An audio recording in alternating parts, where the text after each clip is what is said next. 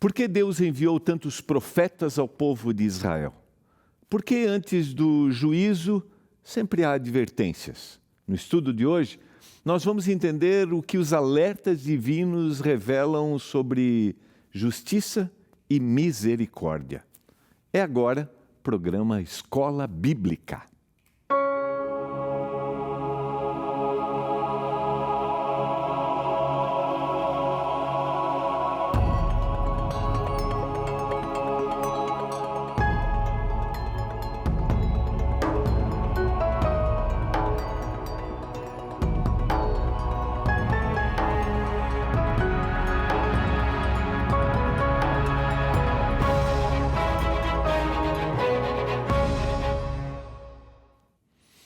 Olá, tudo bem com você? Está no ar programa Escola Bíblica, aqui pela TV Novo Tempo, o canal da esperança. Privilégio estarmos juntos para mais uma semana de estudo da Palavra de Deus.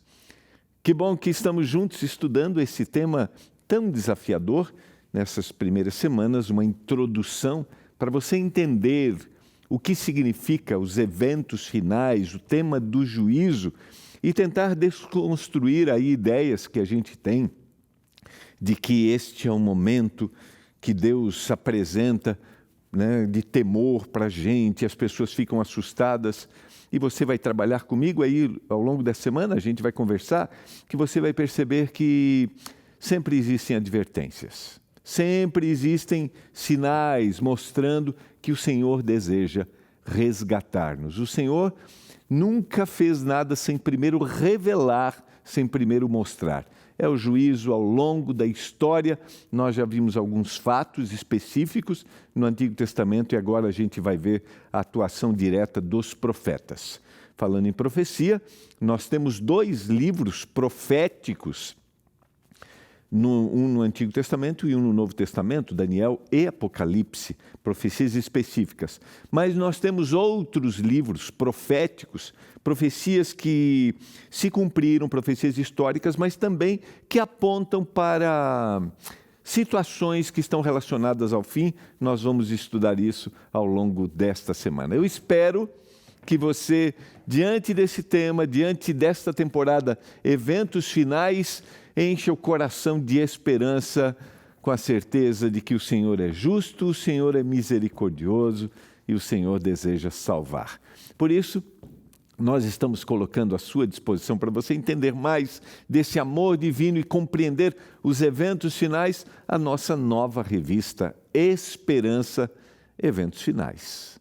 É só você ligar para a gente agora, é o 0 operadora 12 21 27 31 21, certo? Eu esqueci porque às vezes eu confundo com o do Anjos. 0 operadora 12 21 27 31 21. Ligue agora, nossa equipe está pronta para te atender, tá bom?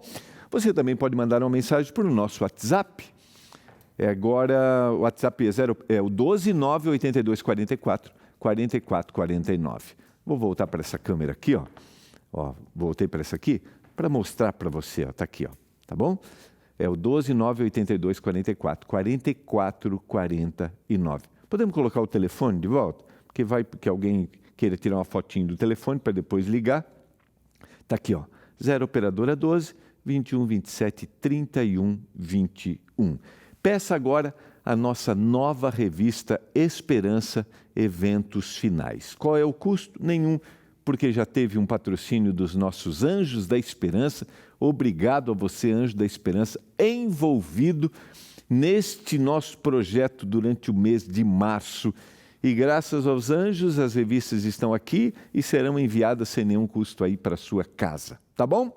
É só você ligar, 0 operadora 12 21 27 31 21, ou mandar uma mensagem para o nosso WhatsApp, 12 9 82 44 44 49. Combinado? Tá bom? É fácil, é simples. Se quiser, tira uma fotinho, aí a gente vai conversando aqui. Depois, quando terminar o programa, você manda mensagem, você liga, tá? Eu espero que o seu final de semana tenha sido abençoado. Eu espero que você tenha tido bons momentos com a sua família, principalmente em uma comunidade, uma igreja. Eu sempre convido você na quinta-feira a procurar a igreja adventista mais perto da sua casa. Você será sempre bem-vindo. Entra no site que é encontreumaigreja.com.br. Está aparecendo aí, ó, tá bom? Entra no site, você vai ser bem-vindo. Chega lá, leve sua família, serão momentos agradáveis. Vamos orar? Senhor, mais uma vez começamos uma semana de estudos aqui no programa Escola Bíblica. Esse tema dessa temporada tem realmente mexido com a gente, né? É desafiador a gente ver os acontecimentos e conseguirmos ficar em paz. Mas quando a gente vai para a Tua Palavra e a gente tem a certeza de que o Senhor é justo, misericordioso e que o Senhor sempre dará orientações antes que as coisas aconteçam, que isso traga conforto para a gente, traga conforto para os nossos queridos. Eu clamo por isso, meu Deus, que a gente abra a palavra agora, nos rendendo a ela, para que a gente seja impressionado. Que a Tua bênção esteja sobre a família de cada um daqueles que nos assistem agora, em nome de Jesus. Amém. Vamos lá?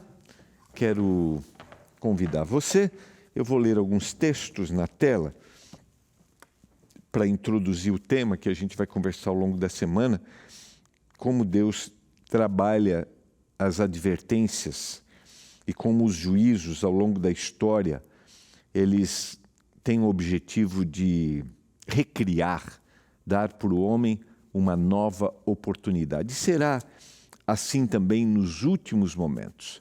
Depois de libertar, e a gente viu isso na semana passada, o povo da escravidão no Egito e conduzi-lo à terra prometida, Deus estabeleceu uma aliança com o seu povo.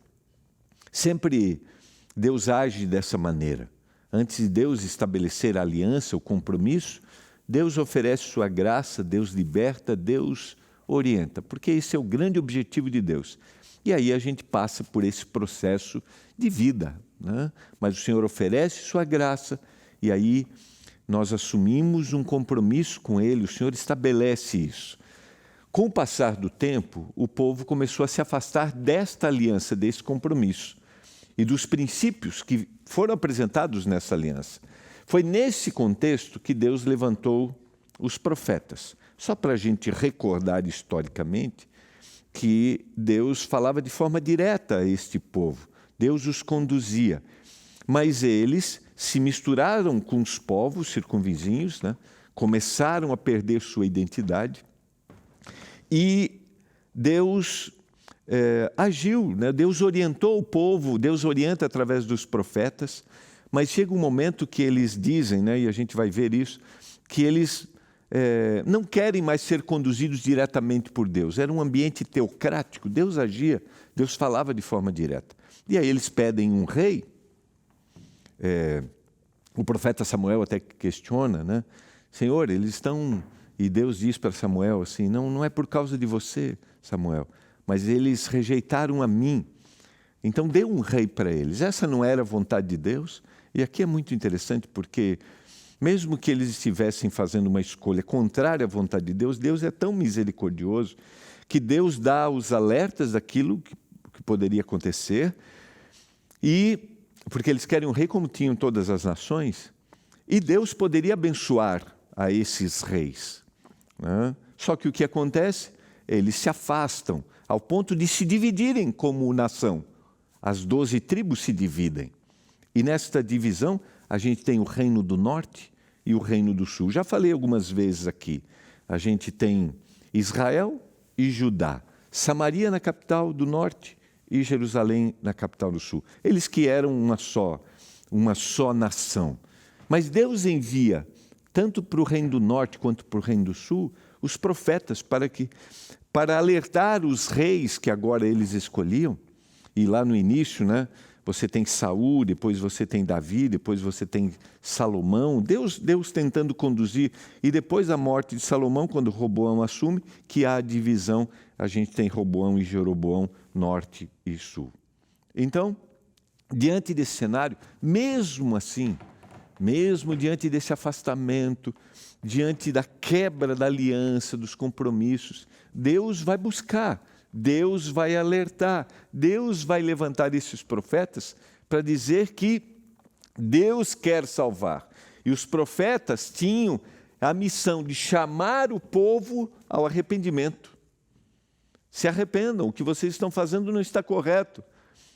Denunciar as injustiças que eles estavam praticando. Porque quanto mais eles se afastavam de Deus, mais eles pareciam com as nações que estavam ao redor, mais problemas que eles tinham entre eles, problemas sociais eles tinham. Porque o nosso afastamento de Deus, como consequência, traz para a gente atitudes contrárias à vontade de Deus em relação ao nosso próximo. Dá para entender? Eles se afastam de Deus e eles perdem a noção de como deveriam tratar o próximo. E a gente vai perceber isso. Mas Deus chama o profeta e diz assim: arrependam-se, olha o que vocês estão fazendo. E essa mensagem, de alguma forma, fala para nós hoje. Mas antes da execução de qualquer juízo, Deus vai adverti-los, porque Deus tem prazer em salvar. Advertir, essa era outra missão dos profetas, advertir sobre as consequências do pecado. Pecado, o afastamento de Deus, que vai gerar atos pecaminosos. Entre os principais profetas que falaram a Israel e Judá estavam Isaías, Jeremias, Amós, Oséias, Miqueias, profetas que foram chamados para advertir, para dizer: o caminho está errado, vocês precisam voltar. Os profetas davam advertências com o objetivo de salvar. Esse é o plano divino. Quando eu abro a Bíblia, quando eu abro a palavra, Deus tem um único objetivo: salvar. Quando eu leio sobre os eventos finais, e a gente vai ver isso ao longo da temporada, acontecimentos que estão preditos, a gente não sabe exatamente como eles ocorrerão, mas a gente sabe que ocorrerão. E aqui tem uma coisa importante. Esses dias conversei com um amigo e ele estava questionando a possibilidade da execução de algumas coisas acontecerem, mas isso é impossível acontecer. A gente vai ver isso. E eu disse para ele: eu não sei como vai acontecer, mas uma coisa eu sei: tudo que foi predito até aqui, aconteceu. E se Deus está fazendo uma predição, como eu não sei como ocorrerá, mas uma coisa eu sei: ocorrerá, porque tudo que Deus falou, ocorreu. Então a nossa sensibilidade é em ouvir e ter a certeza de que esses eventos vão acontecer. Mas qual é o objetivo deles?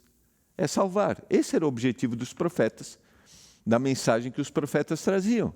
Cada um deles foi enviado em momentos diferentes da história, mas todos compartilharam uma mensagem semelhante a que o povo precisava voltar para Deus. Era essa a ideia. O povo precisava voltar para Deus.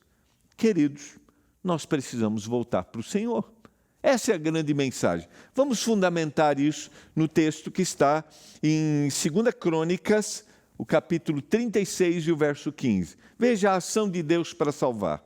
O Senhor Deus de seus pais sempre de novo falou-lhes por meio dos seus mensageiros, os profetas, porque teve compaixão do seu povo e da sua própria morada. Qual era o grande objetivo? A compaixão divina, porque o Senhor quer salvar. Então, mesmo que o povo estivesse indo por um caminho totalmente errado, mesmo que aquele rei fosse um rei totalmente corrupto, Deus enviava o profeta, e muitos desses reis perseguiam os profetas. A gente poderia citar a perseguição de Acabe com Elias, por exemplo, e depois ele e Jezabel, a esposa. Acabe transgride o mandamento do Senhor, se une a uma mulher que tinha ideias contrárias ao que o Deus de Acabe apresentava, o Deus verdadeiro. E isso vai trazer perseguição. Mas Deus faz o quê? Deus envia o profeta, e Deus fala, e Deus orienta, e Deus diz. Assim como um pai deseja salvar seu filho. Essa é a visão divina. Eu já citei aqui algumas vezes o texto de Oséias, que eu gosto muito, no capítulo 11. Quando Israel era menino, eu amei. Do Egito chamei meu filho. Mas eles foram da minha presença. Mas eu busquei, eu corri atrás deles.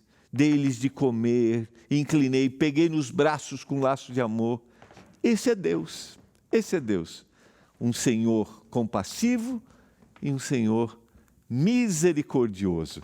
O texto revela a motivação divina, porque teve compaixão do seu povo. Antes do juízo, porém, queridos, Deus demonstrou paciência. Antes do recriar, Deus disse, ainda há oportunidade. E é o que Deus está fazendo hoje. Então, eu não posso olhar para o cenário e dizer assim, Deus está... uma guerra, por exemplo, que acontece, que estoura, é um sinal daquela guerra específica.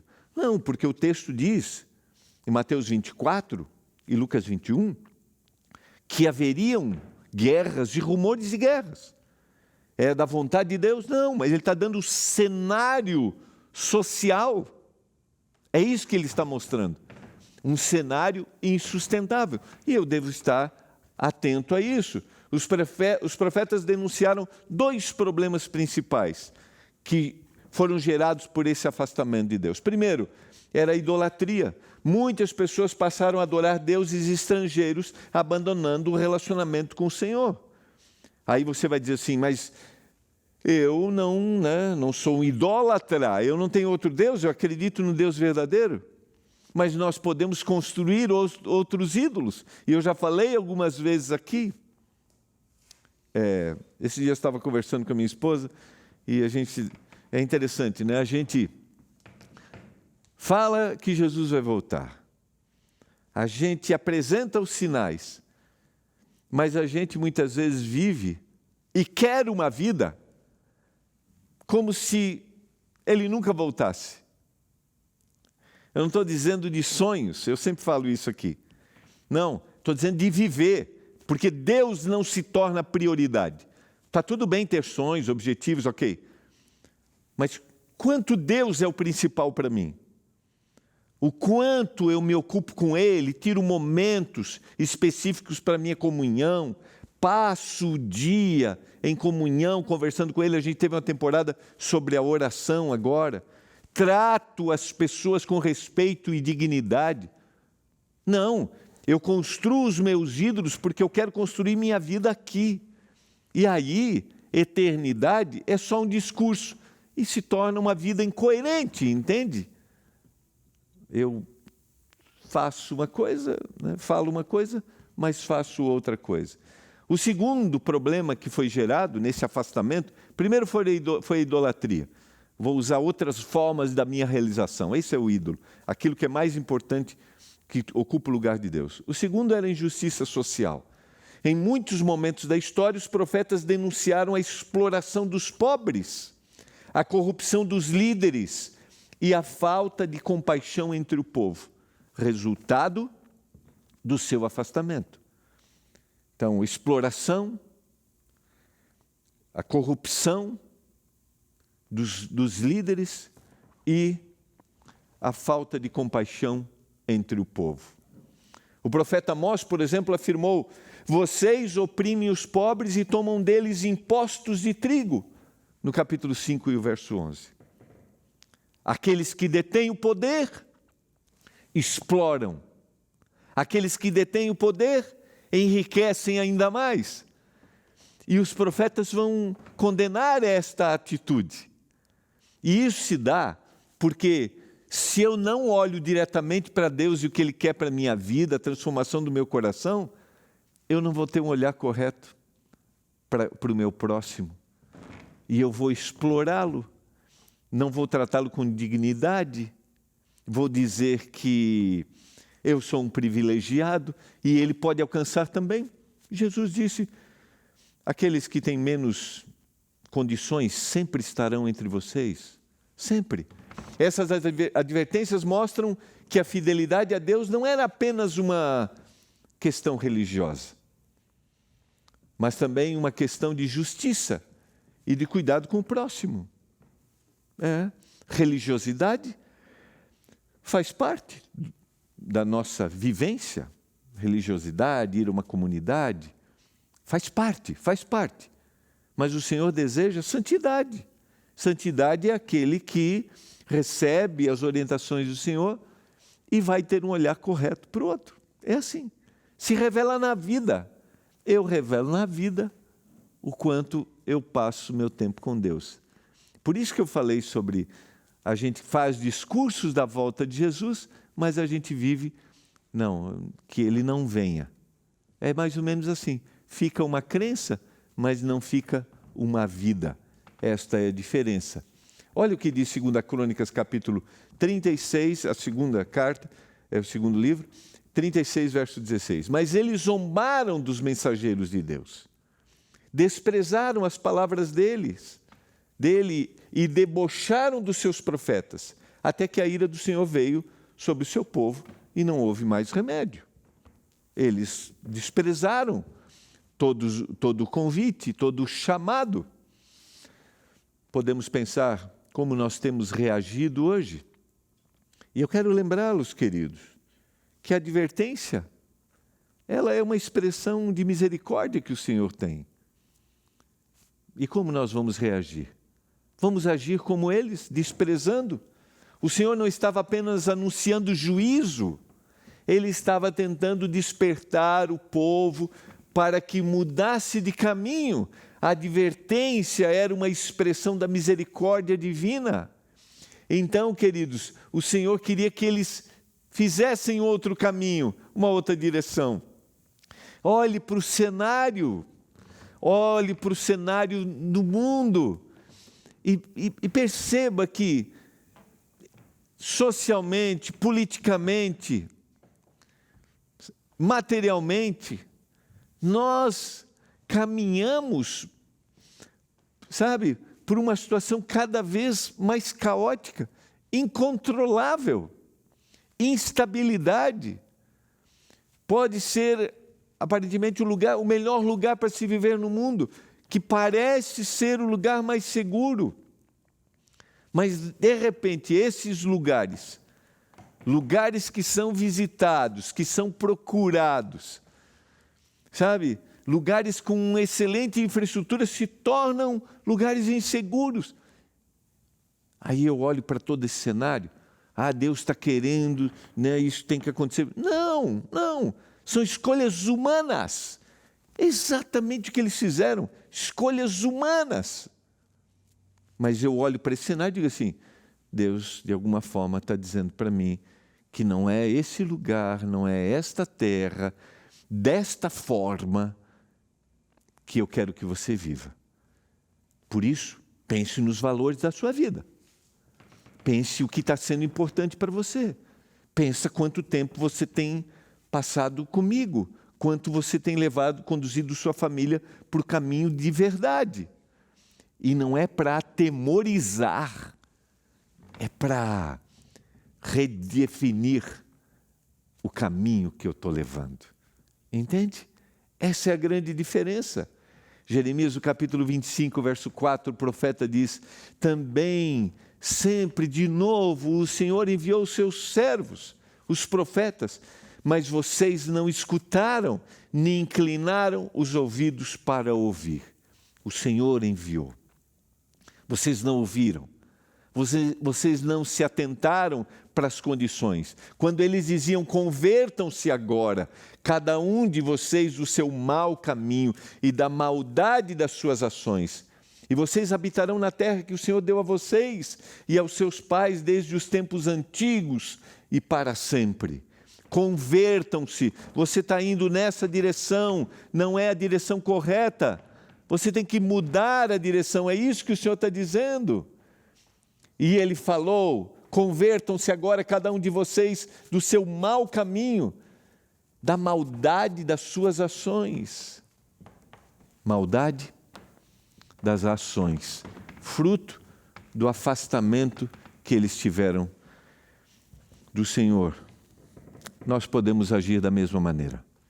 Maldade nas nossas ações, porque até dizemos às vezes que pertencemos a uma comunidade religiosa, uma igreja, mas no fundo nós não passamos tempo com o Senhor. Entende? Só há transformação se eu passar tempo com o Senhor. Queridos, essa rejeição persistente acabou levando a uma crise espiritual profunda. Quando o povo ignora repetidamente as advertências, as consequências acabam se tornando inevitáveis. E o interessante é que isso está acontecendo no meio religioso. Esse é o recado para o povo de Deus. Amanhã a gente vai ver que essa mensagem de juízo se estende para todos. Mas aqui, queridos, é para aquele que se diz crente, usando uma linguagem, né, de igreja, assim. Por fim, o juízo anunciado pelos profetas se concretizou. O exército da Babilônia conquistou Jerusalém, destruiu o templo e levou muitos israelitas para o exílio. Isso aconteceu no Reino do Sul. E no Reino do Norte, em 721, aconteceu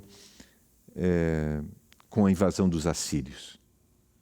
100 e poucos anos depois, aqui 605, acontece com o povo de Judá. Entende? Chega um momento, Deus adverte, mude, não é assim, vai acontecer isso. Mas Deus é tão misericordioso, né, que Deus vai livrá-los, Deus vai dar uma segunda oportunidade. Mas percebe que chega um momento do limite. Esse evento marcou profundamente a história de Israel e foi entendido como resultado de um longo processo de desobediência e de rejeição das advertências divinas. Um longo processo. Mais uma vez, queridos, nós vemos o padrão bíblico.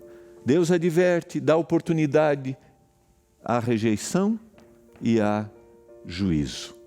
As advertências divinas não são sinais de condenação imediata, mas são convites à transformação. E o Senhor, mais uma vez, nos dá oportunidade.